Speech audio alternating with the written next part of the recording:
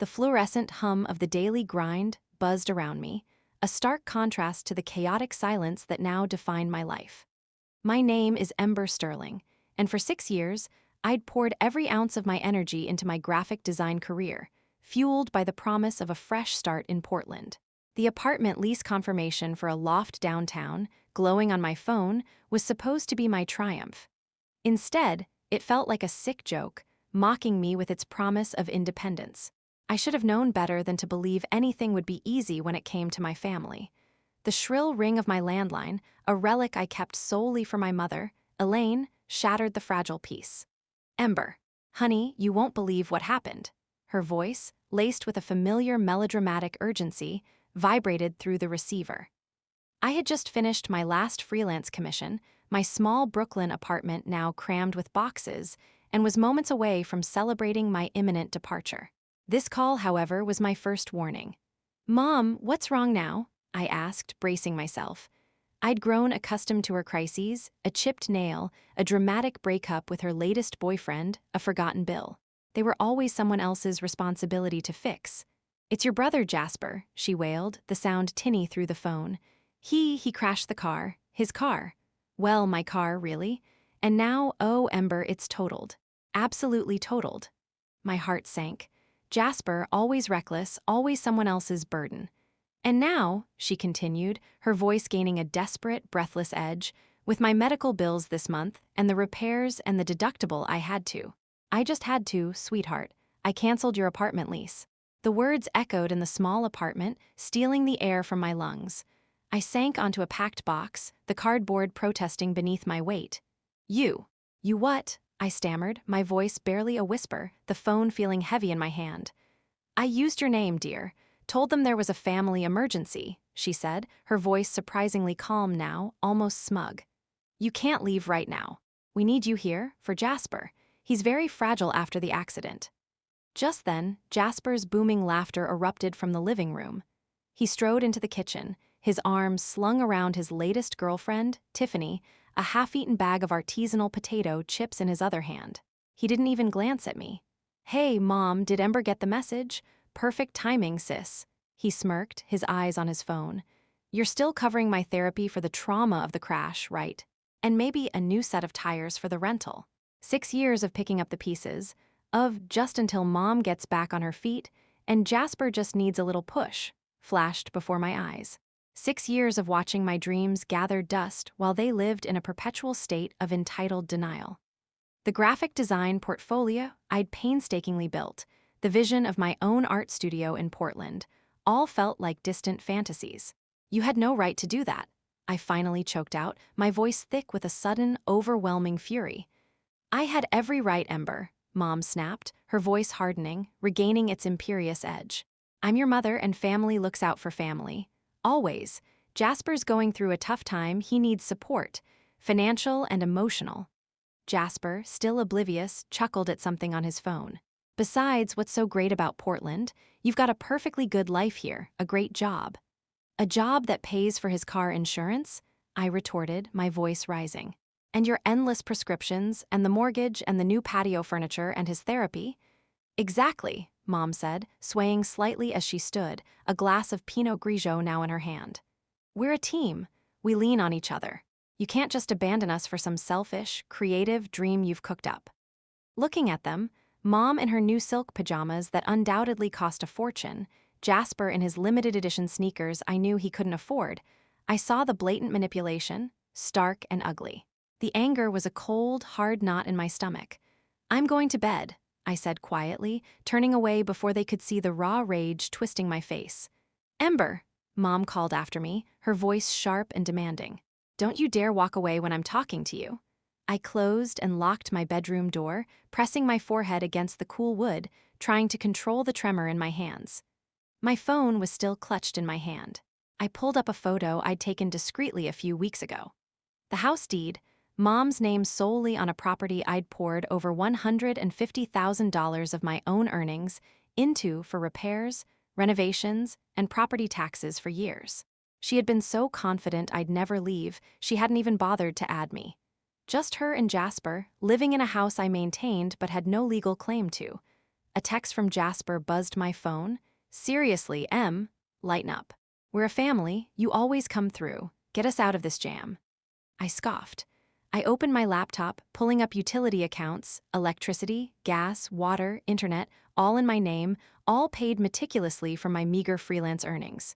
Then, my banking app, showing thousands upon thousands in transfers to Mom and Jasper over the years. Finally, the Portland job offer, promising not just a fresh start, but a chance to truly build something for myself, a future free from their suffocating demands. They thought they owned me, thought they could chain me to their chaos forever. But they had made one crucial mistake. They'd gotten complacent, comfortable, leaving me just enough leverage to turn the tables. I opened a new document and started typing, notice of intent to vacate premises. My hands weren't shaking anymore. In fact, a calm, chilling resolve settled over me. They wanted to play family? Fine. I would show them exactly what happens when you push someone too far. Some daughters inherit family heirlooms, I whispered to myself, starting the first of many emails that would change everything. I inherited a lesson in self-preservation, and now I'm getting a lawyer. My phone kept buzzing with their demands, but I ignored them. They had signed their own fate and didn't even know it. By canceling my lease, they had just freed me to focus on something far more important than Portland, my own damn freedom. And unlike them, I would make sure to do it legally and meticulously. The next morning, at the daily grind, Chloe's voice was a sharp whisper, her coffee sloshing over the rim of her mug. They did what? We were in a quiet corner booth, far from the familiar chaos of my home. Canceled my lease just like that, I confirmed, stirring my now-cold latte. Mom used my personal details, claimed a family emergency. She's been doing it for years with my mail, too. Opening my bank statements, my credit card bills. That's actually fraud, isn't it? Chloe asked, eyes wide, her brow furrowed with concern. Probably, I replied, pulling out my phone to show her the house deed. But look what else I found. Chloe's jaw dropped as she scrolled. Your name's not even on here after everything you've paid. 6 years of rent, utilities, groceries, even Jasper's endless business ventures and his rehab stints. I took a bitter sip of my latte, the coffee now tasting like ash. Remember when I had to defer my art school enrollment that first time? When Mom said she was sick, I laughed, a hollow, bitter sound. She had exhaustion syndrome, code for maxed out her credit cards and needed my tuition money to cover her lifestyle. Meanwhile, she never missed a weekly boutique shopping trip or her expensive wellness retreats with her new boyfriends. Chloe reached across the table and squeezed my hand, her grip firm. What are you going to do? I already started, I said, pulling up my email. See this legal consultation request with Marcus Thorne from work? He specializes in tenancy law and property disputes. The one with the kind eyes and the perfect beard? Chloe interjected, a small smile playing on her lips, trying to lighten the mood. Focus, Chloe, I smiled back, a genuine, albeit grim, smile. I'm formally notifying them I'm moving out. Since I'm not on the deed, I have no legal obligation to pay for utilities or rent after giving proper notice. They'll have to put everything in their names. Good luck with that, given their abysmal credit scores. And the house, she asked, her eyes darting to the deed. That's the sweetest part. Since I'm not on the deed, I have zero legal obligation to maintain the property. They'll be on the hook for all repairs, property taxes, everything. Chloe leaned back, studying me with a newfound respect. This isn't just about the lease, is it? The memory hit me. Being 22, standing in a crowded pharmacy, calculating if I could afford both my own medication and Mom's designer anti-aging cream she'd insisted she needed, while she chatted merrily on the phone about her latest wellness retreat. The countless times I'd skipped meals, gone without new clothes, or turned down social invitations because my money was tied up in their endless demands. They've been siphoning my lifeblood for years, I explained, the words feeling like a physical release. Every time I tried to build something for myself, they'd find a way to undermine it.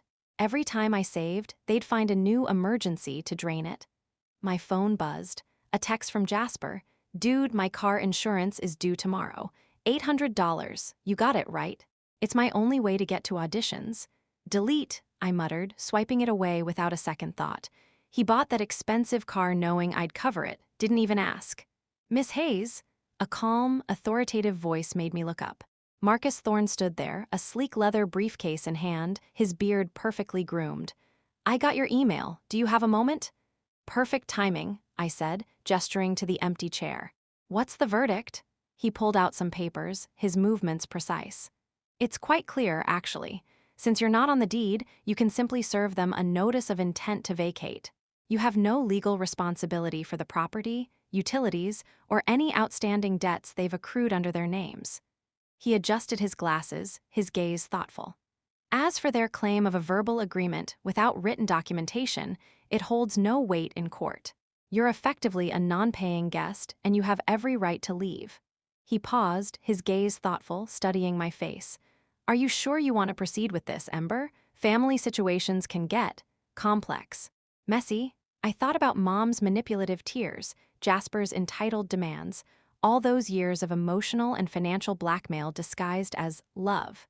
This is liberation, Marcus. They need to learn to stand on their own 2 feet. It's the only way they ever will. "I'll draft the formal notice today," Marcus said, standing, his voice firm. He hesitated, then added, "For what it's worth, I think you're making the right decision, Ember. You're strong and you deserve a life of your own." After he left, Chloe raised an eyebrow. "Okay, he is definitely cute and smart." "Not the point, but I felt a wave of calm wash over me," I said, a lightness settling in my chest I hadn't felt in years. "I need to get back to packing. Want to help me find a temporary sublet this weekend?" "Already found you one," she said, sliding her phone across the table, showing a listing for a bright, airy studio. "My cousin's empty place in Chelsea. She's studying abroad for a year. Says you can move in whenever. It's fully furnished, too." I stared at the photos, minimalist, pristine, a world away from the cluttered emotional baggage of my childhood home. "Chloe, you're a lifesaver. What are best friends for?" she said, grabbing her purse. "Besides, I want front row seats when your mom realizes her personal ATM is officially out of order." Back at my desk, the glow of the monitor seemed to emanate a new sense of purpose. I started drafting the formal notice to my family, each click of the keyboard feeling like severing another invisible cord that had bound me for years. A message popped up from Mom. "We need to discuss your disrespectful attitude. Family dinner tonight, your attendance is mandatory, and bring dessert." I typed out my response, a small, defiant smile playing on my lips. "Working late, don't wait up. And I'm not bringing dessert." Then I opened my browser and started searching for a name I remembered from whispers in my childhood. Aunt Sylvie, Mom's estranged sister. The one we were never allowed to talk about, whose name invoked a strange tension in Mom.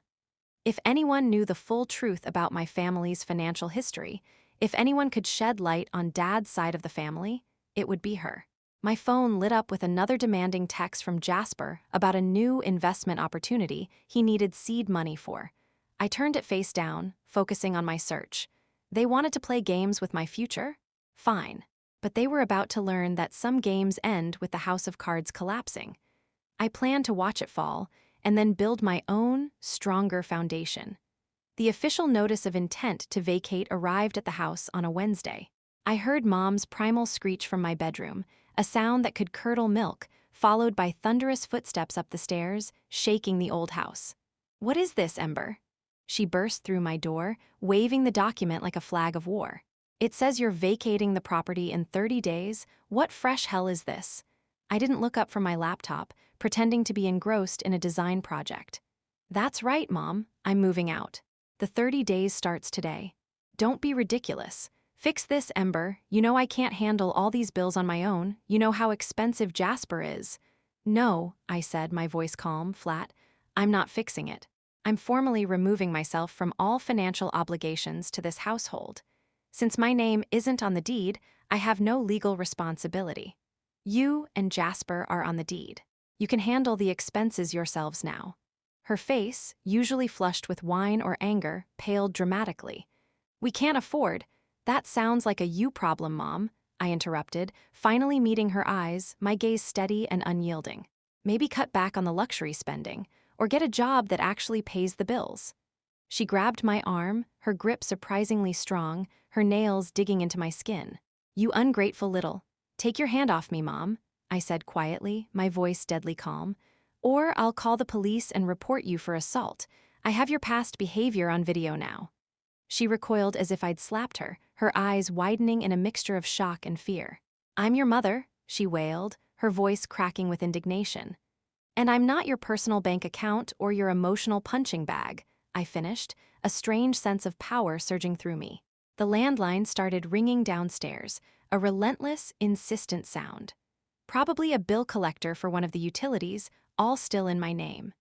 Mom glared at me for another beat, then stormed out, slamming my door hard enough to rattle the pictures on my wall and send a tremor through the old house. An hour later, Jasper's customized, lifted truck roared into the driveway, then screeched to a halt. I watched through my bedroom window as two stern-looking men, dressed in dark suits, approached him. Repo agents. "No, no, no," Jasper's voice, thick with panic, carried clearly through the open window. "There must be some mistake. My sister handles the payments. She's always got it." I opened my window slightly to hear better, a morbid fascination taking hold. "Sir, the payments are 3 months overdue," one of the men said calmly, holding up a clipboard. "We have a valid repossession order. Just let me call her." Jasper frantically pulled out his phone, his face a mask of desperation, but I had already blocked his number hours ago. "That's my truck," he shouted, his voice rising in an indignant wail. "Actually," the other man said dryly, "it's the bank's truck and they want it back." I filmed the whole thing on my phone. Jasper's pathetic tantrum, him kicking the truck's oversized tires in a futile attempt at defiance, the repo men calmly doing their job, hooking up the vehicle. Good evidence, I thought, in case he tried anything stupid later. "Ember," Mom's voice echoed through the house, a desperate, frantic cry. "Get down here now, your brother needs you." I stayed put, listening to their muffled, increasingly heated conversation drift up through the heating vent. "She's gone insane, Mom," Jasper was yelling, tears in his voice now. "First she cuts us off from the house money, now my truck is gone. How am I supposed to find myself without my wheels?" "I know, sweetie. She's just going through a phase," Mom soothed, her voice dripping with false sympathy. "A phase? My truck just got repossessed. I need that for work, for my brand." "You haven't had a job in 3 years, Jasper," I muttered to myself, a bitter laugh escaping my lips. Mom's voice dropped lower, conspiratorial. "I need to call Sylvie. I have to. She might be our only option now." "Aunt Sylvie? Why?" Jasper asked, his voice filled with confusion, then suspicion. "Because," Mom's voice shook, betraying a deep, raw fear I hadn't heard before, "she might be our only way to get some money. She knows where the real money went." I sat up straighter, my heart hammering against my ribs.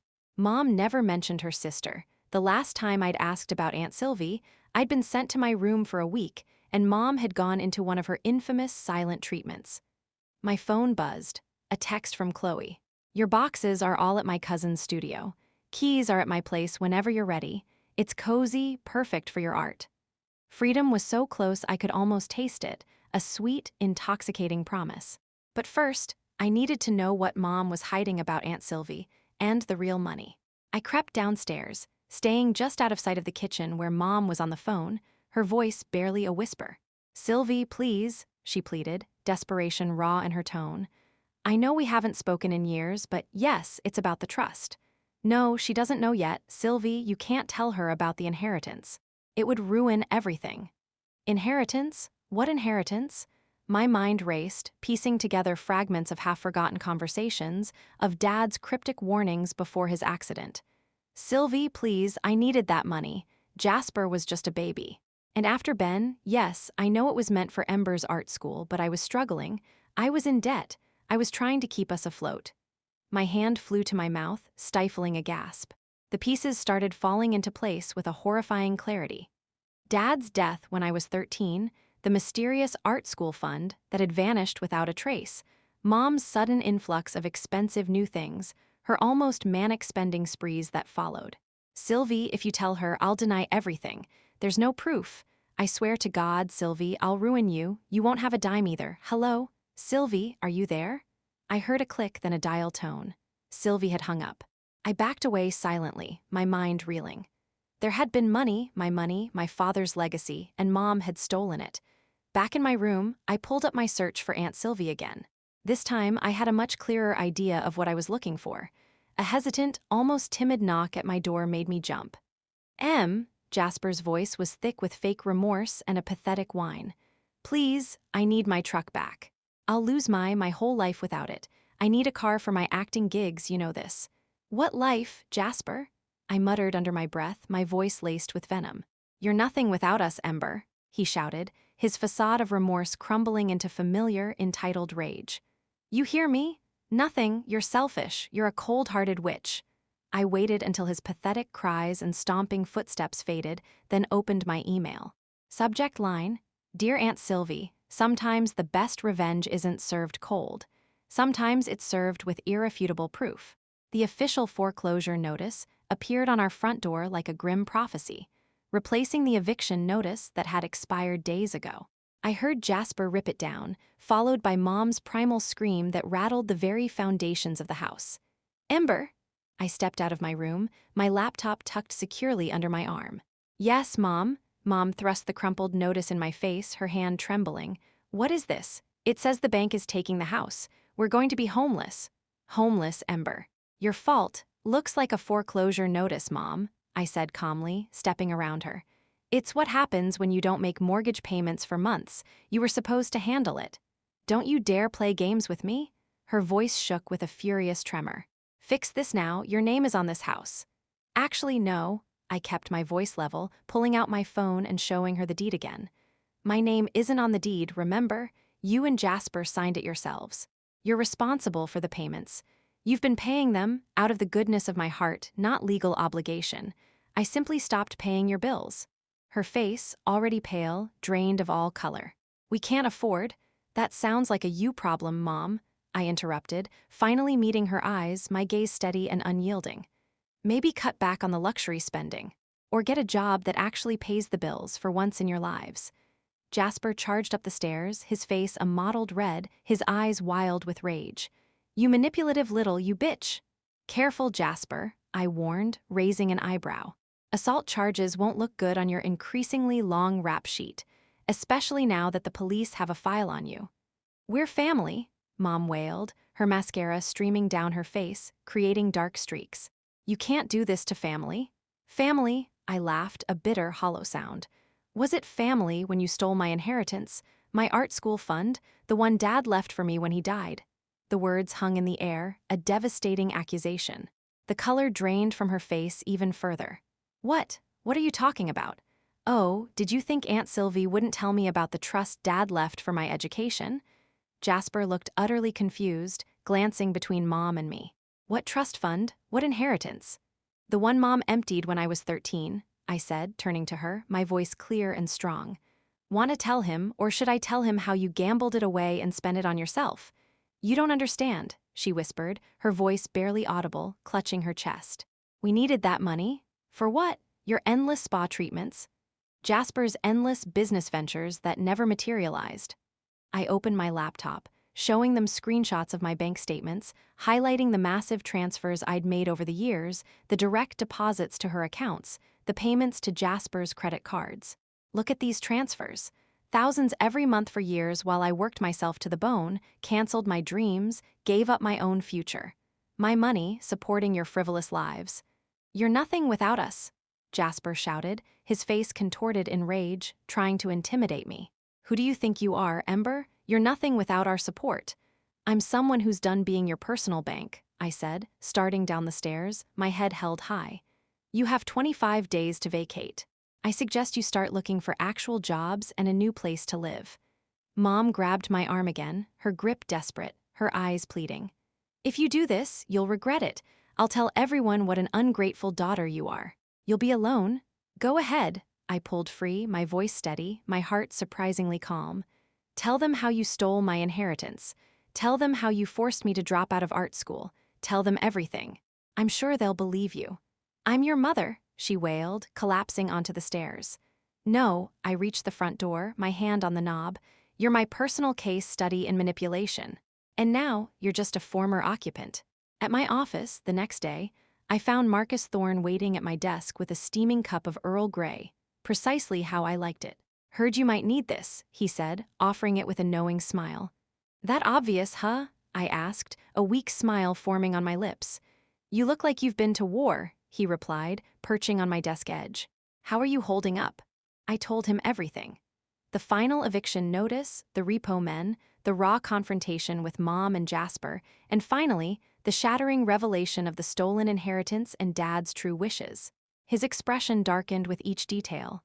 Ember, this isn't just family drama anymore, he said slowly, his voice grave. This is criminal fraud, embezzlement, identity theft. Depending on the sums involved, this could lead to serious prison time for your mother. I know that now, I sighed, taking a sip of the perfectly brewed tea, letting its warmth spread through me. I just wish I'd seen it sooner. I wish I'd realized what she was doing all these years. Better late than never, he hesitated, his gaze gentle. Listen, there's a new opportunity in our Portland office. A senior designer position, specifically focused on community arts initiatives. It's even better pay than your original offer. I could put in a word, pull some strings. You do that? I asked, my heart fluttering with a fragile hope. In a heartbeat, he smiled, a genuine warmth in his eyes. You deserve so much more than what they've taken from you. You deserve a chance to build your own legacy, your own dream. My phone buzzed with texts from Mom and Jasper, a relentless torrent of threats, guilt trips, and increasingly desperate pleas. I blocked both numbers without a second thought. Thank you, Marcus, I told him, a lump forming in my throat, for everything. Back at the house, later that afternoon, I found my bedroom door splintered, kicked in, my few cherished possessions, my art supplies, my old sketchbooks, a framed photo of Dad and me scattered across the floor. Jasper stood in the middle of the chaos, chest heaving, his eyes wide and glazed with a manic anger. Still think you're so smart, Ember? He snarled, a wild look in his eyes. You're a sociopath. You're going to be alone? I pulled out my phone and dialed 911, my fingers steady. Yes, police. I'd like to report a break-in and vandalism at my residence, 123 Maple Drive. My brother, Jasper Hayes, has broken into my room and is destroying my property. I have video evidence of him threatening me earlier today and just now. You wouldn't dare, he cried, his face turning pale with sudden fear. Ember, you're bluffing. My brother, Jasper Hayes, is currently vandalizing my property. I continued into the phone, ignoring him. He has a history of erratic behavior and threats. Jasper's face drained of all color. Wait. I didn't mean it. I'm sorry. Officers are on their way, I said into the phone. Thank you. He fled downstairs, his footsteps thudding heavily as the distant wail of sirens approached. Mom appeared in the doorway, looking smaller somehow, her eyes wide with terror. Ember, please, she whispered, her voice fragile, almost childlike. We can fix this. Just don't call the police. No, Mom, I said, my voice firm as I began to calmly gather my important documents, my birth certificate, my college transcripts, Dad's old photos. We can't fix this. This is beyond fixing. The police arrived, their flashlights cutting through the dim hallway. They took statements, observed the damage, and warned Jasper about trespassing and potential felony charges. I watched through my window as he paced the driveway, ranting into his phone about his ungrateful sister and the corrupt system. My phone lit up with a message from an unknown number. This is Sylvie. I got your email. Your father's lawyer confirmed everything. Let's meet tomorrow. There's so much more you need to know about your father's legacy and your true inheritance. I looked around my destroyed room at the life they had tried to imprison me in. Tomorrow couldn't come soon enough. Because sometimes the truth isn't just about getting even, sometimes it's about getting free. I recognized Aunt Sylvie the moment she walked into the quaint little bookstore cafe. She had Mom's sharp features, but none of her manufactured charm, just a quiet dignity and kind eyes that crinkled at the corners when she saw me. Ember, she said softly, extending a hand. You look just like your father.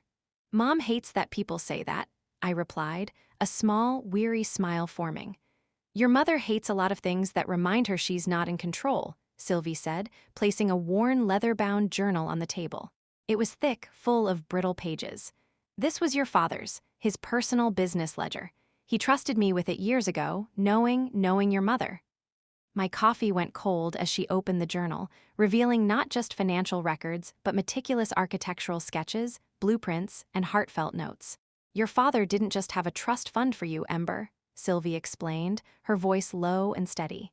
He had a vision, a grand dream. He was building a nonprofit foundation for independent artists. a place where they could create, learn, and grow, unburdened by financial struggles. The entire building in Portland, a renovated warehouse, was meant to be its first hub, solely for you to run once you finished art school. My hands trembled as I picked up an old, faded photograph nestled within the journal. Dad, younger, beaming, standing proudly in front of a dilapidated industrial building, a hand-drawn sign taped to the front. The Phoenix Art Collective, coming soon. This ledger, I murmured, my voice thick with emotion, tracing the entries. It says the property was secured, the permits were filed, the initial endowment, $450,000 plus the building itself, valued at another $300,000. That's almost $1 million. Sylvie's voice hardened. Until Elaine, your mother, convinced him to put her name on the initial property deed for tax purposes. Then, after his accident, she sold the building, took the entire endowment, used it to fund her lavish lifestyle and Jasper's endless startup ideas and his gambling debts. How? I asked, my mind reeling, the scale of her betrayal truly sinking in. How did she do this? She paid off a crooked lawyer friend of hers, forged documents, manipulated the system, and intimidated anyone who questioned her, Sylvie said, pushing forward a faded, sealed letter. This was from your father to you, written just before he died. He entrusted it to me. She kept it hidden, even from me, until I retrieved it from a hidden compartment in his old desk. The paper felt fragile in my hands. Dad's familiar, elegant handwriting, slightly smudged. My dearest Ember, I read aloud, my throat tight with unshed tears. If you're reading this, it means I'm no longer with you. But I need you to know that I made sure you'll be taken care of. The Phoenix Art Collective, my dream, my legacy, is now yours. The building in Portland, the endowment, the vision. It's all for you to nurture and grow. Don't let anyone take that from you. Unleash your inner artist, my Phoenix. You were born to soar. With all my love, Dad. She took everything, Sylvie said softly, her own eyes glistening. The building sold, the endowment drained. All for vanity, for her own selfish desires, and for Jasper's fleeting whims. Sylvie pulled out more papers from her own briefcase. But here's what she doesn't know. I kept copies of everything. The original will, the forged deeds, the meticulous ledger entries, even recordings of her admitting to the fraud and threatening the bank manager who almost caught her. I stared at the overwhelming evidence of my stolen legacy, my entire childhood built on a foundation of lies. Why didn't you come forward sooner, Aunt Sylvie? My voice was barely a whisper. Why let her get away with this for so long? She threatened to frame me, Ember, to make sure you never got a dime, to hurt you emotionally, to discredit me entirely if I did. Sylvie's eyes filled with tears. I'm so sorry, my dear. I should have found another way. I was scared for you, for what she might do. It's not your fault. I reached across the table and touched her hand, a genuine warmth spreading through me. But we can make it right. The statute of limitations on this kind of fraud hasn't expired, has it? She smiled grimly, a flicker of fierce determination in her eyes. And I've got an excellent lawyer who's been waiting for this day. She's a bulldog and she's already prepared the case. My phone buzzed, Mom calling from yet another new number. I declined it without a second thought. She's desperate, I said, a bitter satisfaction in my voice. The house is empty. The foreclosure is final. Karma's finally catching up. Sylvie hesitated. There's something else you should know about your real last name, Ember. What do you mean? I asked, my heart pounding with a strange mix of dread and anticipation. The name on your birth certificate isn't Hayes. It's Sterling, your father's name. Elaine changed it after he died, said it would be easier if you matched her name. She erased every trace of him she could from your official records, from your life. Another piece of identity stolen. Another layer of deceit exposed. She's been calling me, Sylvie continued, begging for money, threatening to expose old family secrets, old embarrassing stories. She doesn't realize she's the secret that needs exposing. My phone lit up with a text from Jasper. Mom's lost it, crying about you. You're heartless, you're ruining our lives. I showed Sylvie the message. They still think they're the victims. Abusers usually do, she said, gathering the documents. These are copies for you. The originals are safe with my lawyer. Whatever you decide to do next, you have ironclad proof. The truth, Ember, is on your side. What would you do? I asked, looking at the overwhelming evidence of my stolen past. I'd rebuild what was stolen, She squeezed my hand, her grip firm. And then I'd help others soar, but legally, always legally. Back at Chloe's cousin's studio, the small, bright space felt like a sanctuary. I spread the documents, Dad's journal, and the new copies of my birth certificate across the makeshift workspace. The truth, meticulously laid bare, revealed a devastating tapestry of theft, lies, and calculated manipulation that had defined my entire life. My phone buzzed again. Mom, captured by a discreet security camera I'd installed at the old house, stood on the front porch, sobbing dramatically into her hands, a portrait of maternal devastation. "You don't understand, Ember," she wailed, her voice carrying through the tiny phone speaker. "We needed you, we still do, I did it for us." I watched her, a hollow feeling in my chest. She looked small, desperate, human. But so had I at 13 when she stole my future, at 22 when she forced me to defer art school, and at 29 when she tried to derail my Portland dream. I picked up Dad's last letter, reading it one more time, his words a beacon of light in the darkness. Then I opened my laptop and typed, "Dear Mr. Sterling, my father's lawyer, whom Sylvie had put me in touch with, I'd like to formally proceed with charges of criminal fraud and embezzlement against Elaine Hayes and Jasper Hayes. I have irrefutable evidence, including forged documents, bank records, and personal testimony. Sometimes the truth isn't just about justice. Sometimes it's about reclaiming what was always meant to be yours. I will never bleed myself dry so you can continue your pathetic charade of a family." The words left my mouth like shards of ice as Mom swayed on the front porch, a half-empty bottle of cheap wine clutched in her hand. Her eyes were bloodshot, her hair disheveled. "You don't mean that," she slurred, her voice thick with self-pity. "We're blood. You can't abandon your blood. You owe us." "Blood that you stole from? How much was in that endowment again, Mom?" $450,000, plus the Portland building worth $300,000. That's $750,000 you took from me, from Dad's legacy. She flinched, her eyes widening in disbelief. "Sylvie told you all that? That snake. She showed me everything. The forged documents, Dad's ledger, my real birth certificate, everything. I did what I had to do." She stumbled forward, wine sloshing from the bottle, spilling onto her stained silk robe. "You were just a child. You didn't understand money. You didn't understand the complexities of life. I was protecting you. Protecting me. By selling Dad's dream, my dream, to fund your shopping addiction and Jasper's gambling habits." I held up my phone, showing her screenshots of my bank statements, highlighting the massive transfers I'd made over the years, the direct deposits to her accounts, the payments to Jasper's credit cards. "Look at these transfers. Thousands every month for years while I worked myself to the bone, canceled my dreams, gave up my own future.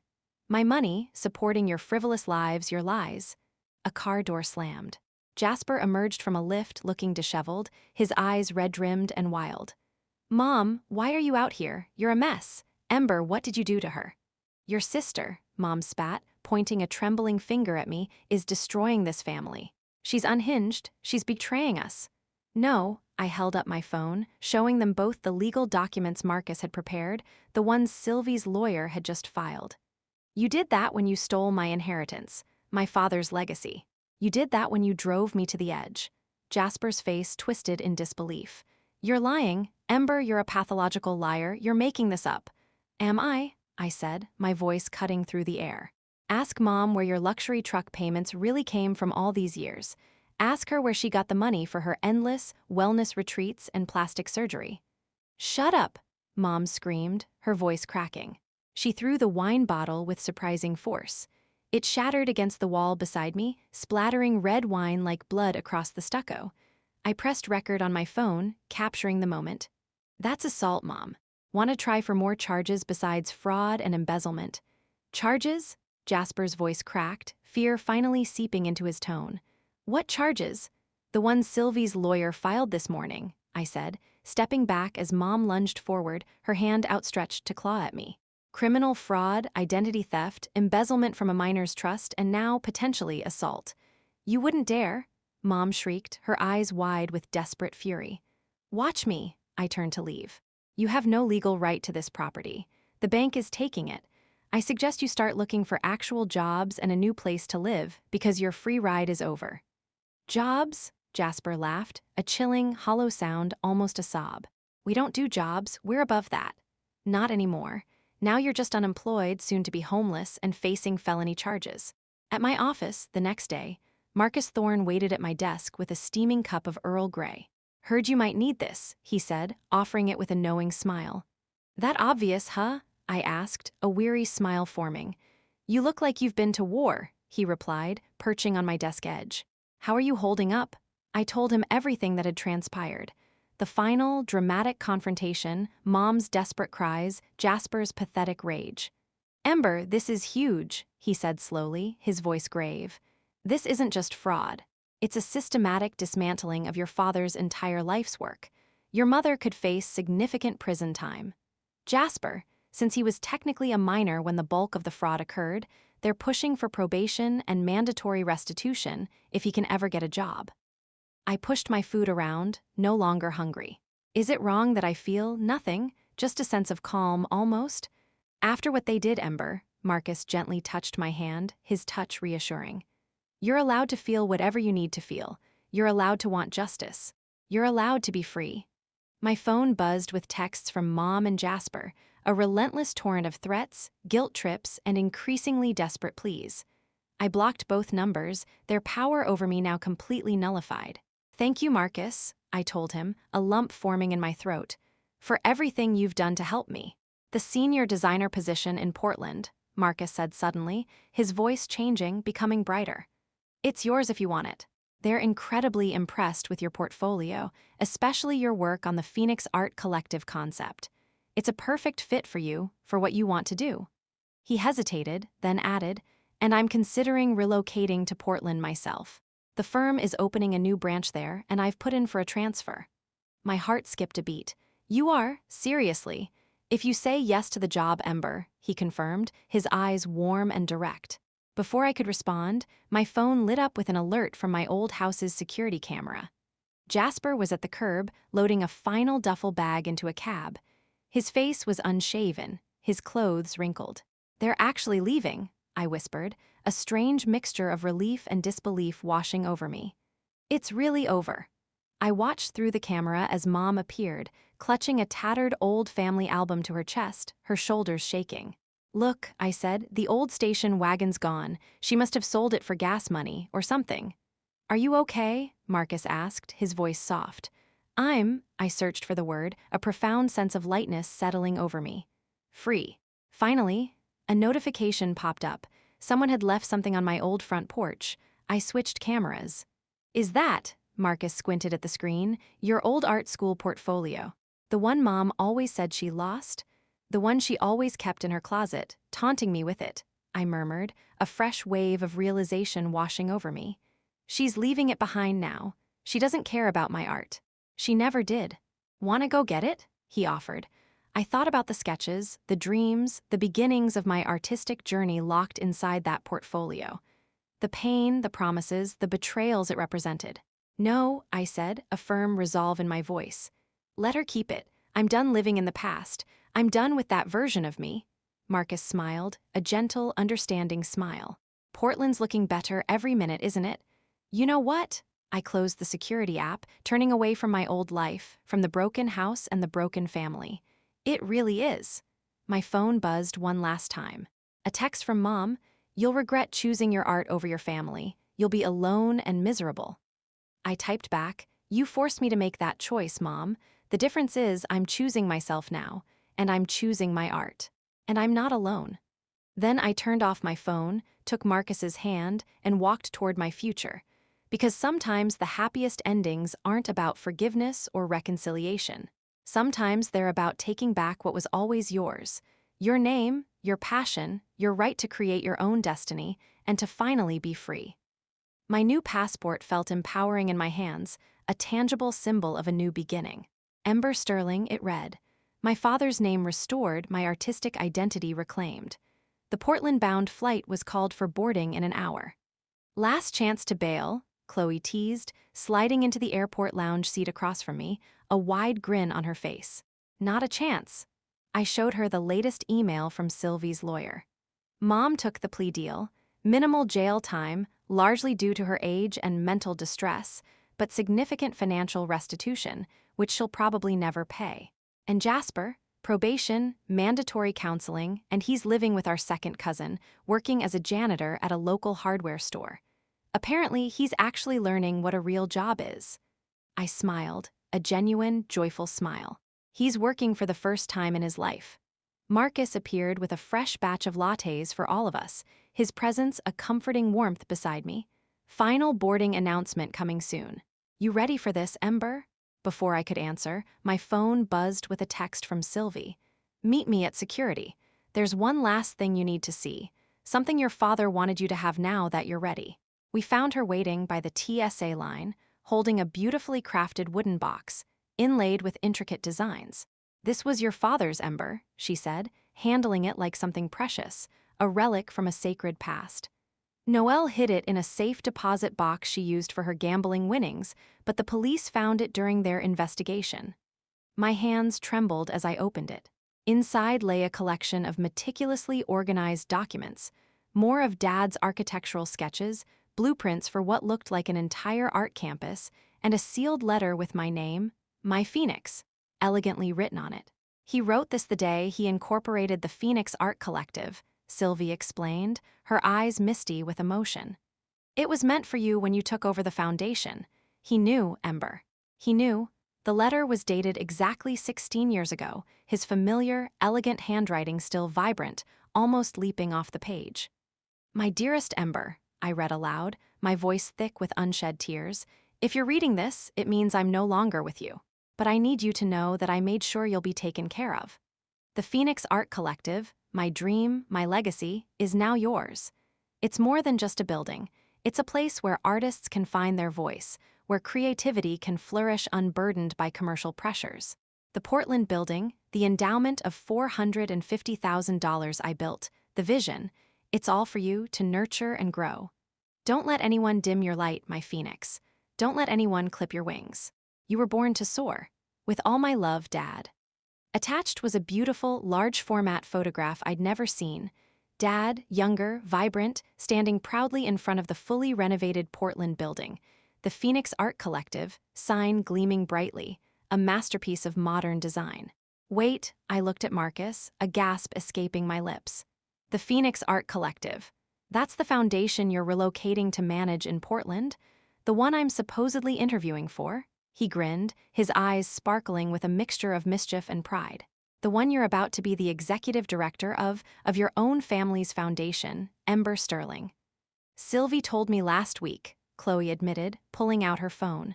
We wanted it to be a surprise. The ultimate mic drop. The board knows everything now, Ember, Sylvie added, her voice strong and clear. They're ready to formally acknowledge you as James Sterling's sole heir and the rightful leader of the Phoenix Art Collective. The endowment your mother stole is being fully restored to the foundation, with interest. And the building, it's yours. It always was. The final boarding call for our flight to Portland International echoed through the terminal. Time to go, Marcus said softly, his hand finding mine, his touch grounding me amidst the swirling emotions. I hugged Sylvie tight. Thank you for everything, Aunt Sylvie. You saved me. Just promise me something. She wiped away a tear, her eyes full of love. Make him proud, make that collective soar. I already am, Chloe said, pointing at her phone, her face lit up. She pulled up a news article. Local woman pleads guilty to embezzlement, identity theft of daughter's inheritance. The photo showed Mom, unglamorous, being led into court, her once pristine image shattered. No expensive clothes or perfect makeup to hide behind, just consequences finally catching up. Last call for Flight 714 to Portland International, the announcer called. I shouldered my carry-on, clutching Dad's letter and the wooden box safely inside. Ready for our new adventure, Ember? Marcus asked, pulling me close, his presence a comforting anchor. I need to ask something first, Marcus. I looked up at him, my heart pounding a joyful rhythm. In Portland, would you let me take you out to dinner? Not as colleagues or friends, but as a proper first date. The first of many dates, I hope, Chloe squealed, practically vibrating with excitement. Sylvie beamed, a knowing smile on her face. Yes, I said, standing on tiptoe to kiss his cheek, a wave of exhilarating freedom washing over me. Absolutely, yes.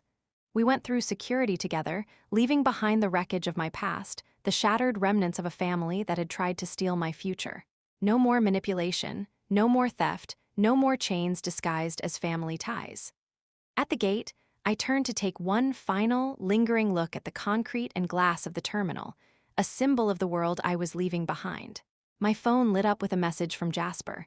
Surprisingly, it was just a single word. "Sorry," I typed back. "Good luck, Jasper. You're going to need it."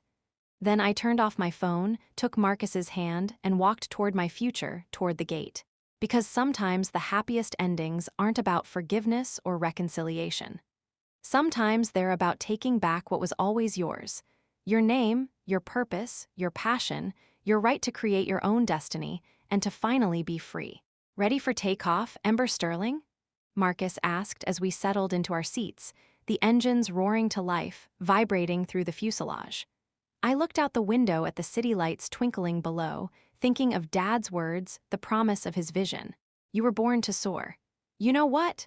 I squeezed his hand, a sense of boundless possibility swelling within me, a vast, open canvas before me. "I've never been more ready." Some people inherit wealth, some inherit names.